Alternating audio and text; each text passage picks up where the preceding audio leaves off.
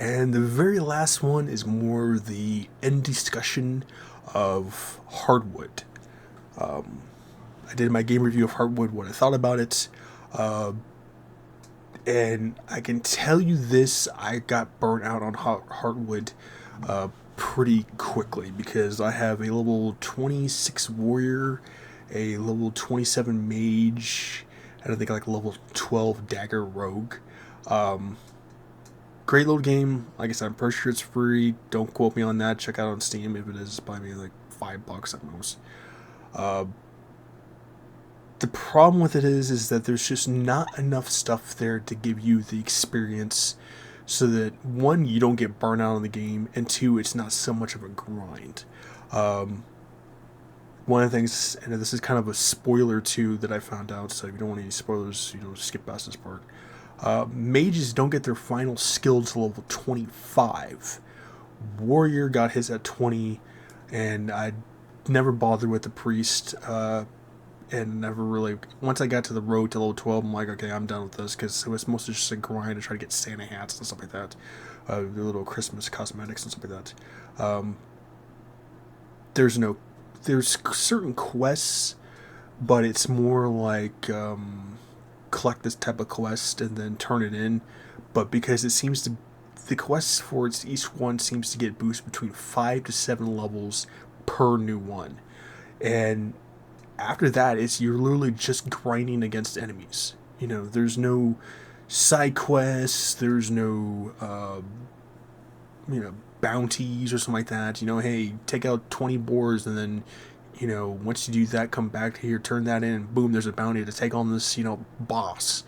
There's nothing like that in the game, and that right there, I think, is what could actually change the game a lot to actually bring in more people, because otherwise you're grinding against skeletons at like between 20 and 27 at most, and that gets really damn tedious. And not just skeletons, I mean any enemy in general. I mean, I've seen characters around like 55, 56, and I'm just thinking about myself, like, how the hell are you spending that much grind time without actually spending actual real life money to get your character that high? Um,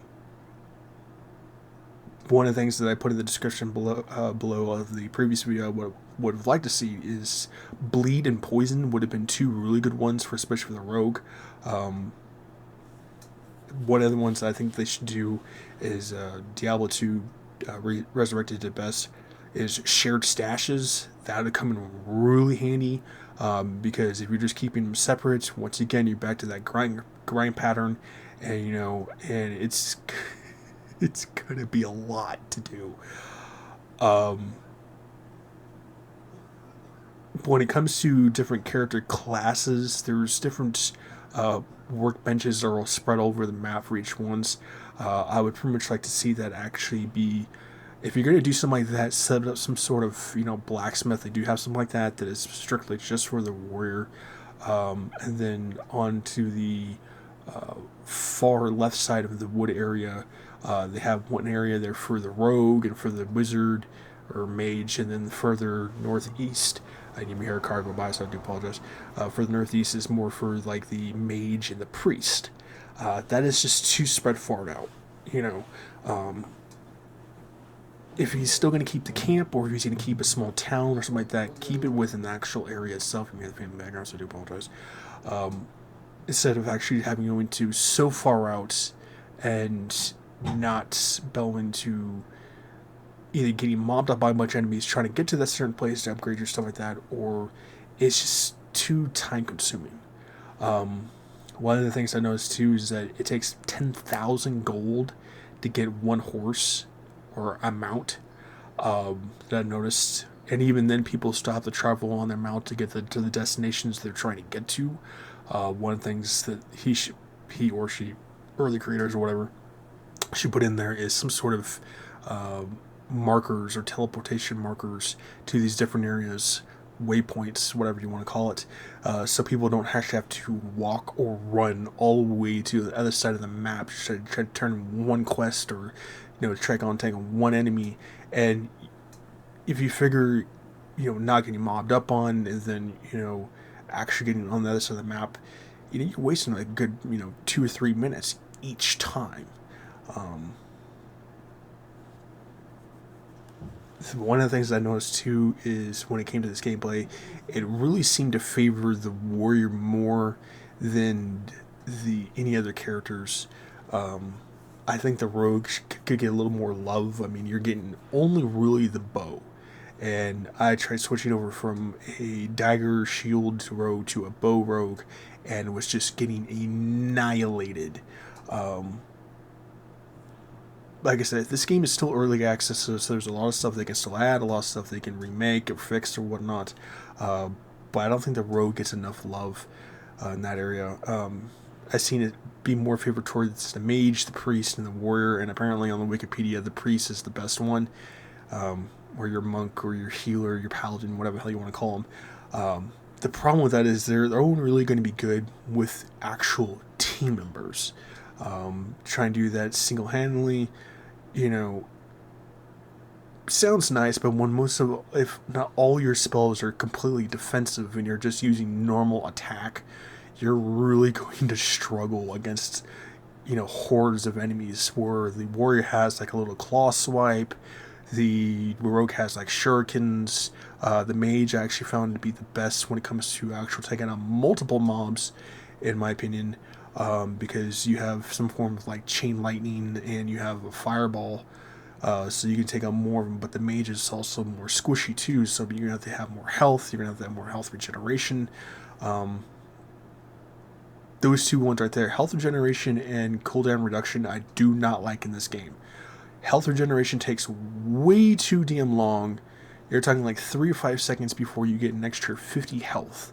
That is way too long. That should be a consistent thing. And if you're not going to do it as a consistent thing, do it as a consistent thing when you're out of combat, not having to wait every 3 or 5 seconds, because there are enemies who may be 1 or 2 levels higher than you will actually try to rush you and try to attack you. And if you're having to go through a crowd of them who are constantly hitting you from like 1 to 3 tiles away, that health regeneration doesn't do anything. Cooldown reduction is another thing I noticed, and I've seen it on the Wikipedia. It said like every 5 points knocks down by like 1 second. That's insane. I know this because when I was just messing around with my characters and doing something like, I think it was either mage or the rogue, one of the two, I had like 15 points in cooldown reduction, and yet the one thing that they need to put on there is each one of your spells has a certain amount of seconds for its cooldown. So it can be between 9 to 11 seconds for the mage.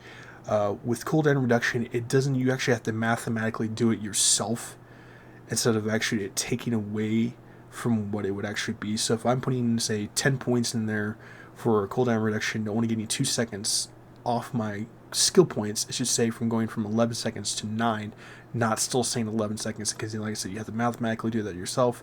Hey, if I put every 5 points in here, it's going to take off 15 or 20 seconds, but it's not going to show it on the skill itself. Your hair card will by, so I do apologize. Yeah, so there's that.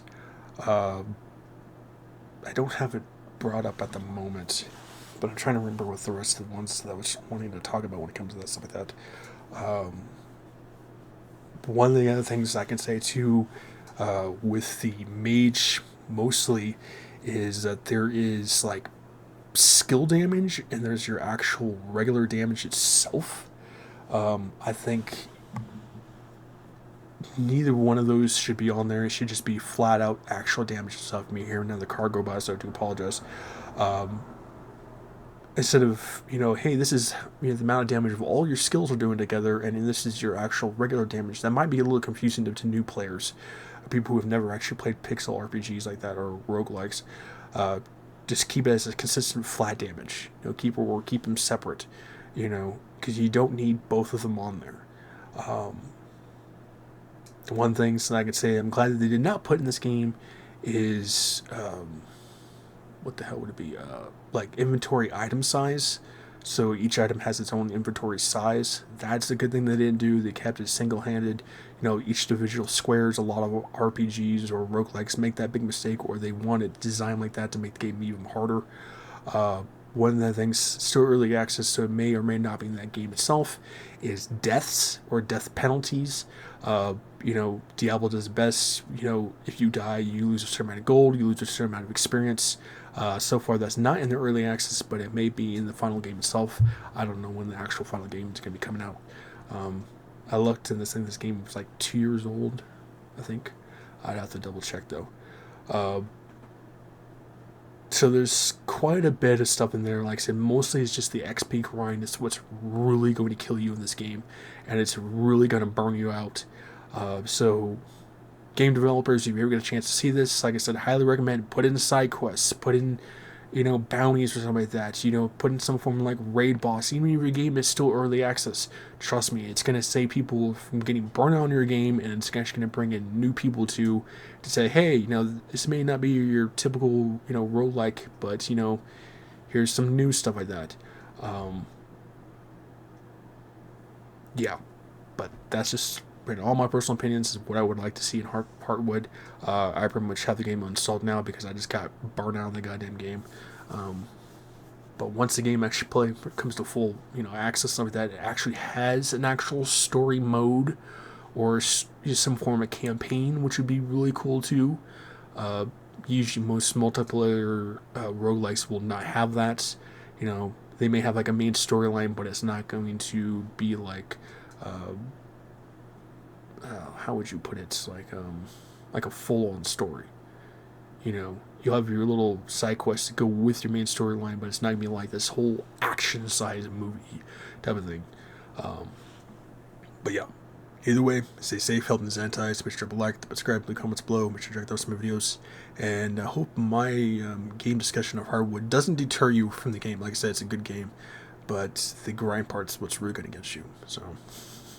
But leave comments below. Let me know how long you guys have been playing Heartwood, and have you checked it out yourself? And if you are into rogue pixel RPGs, which one is your favorite? And I'll make sure to check those comments out. I'll see you guys.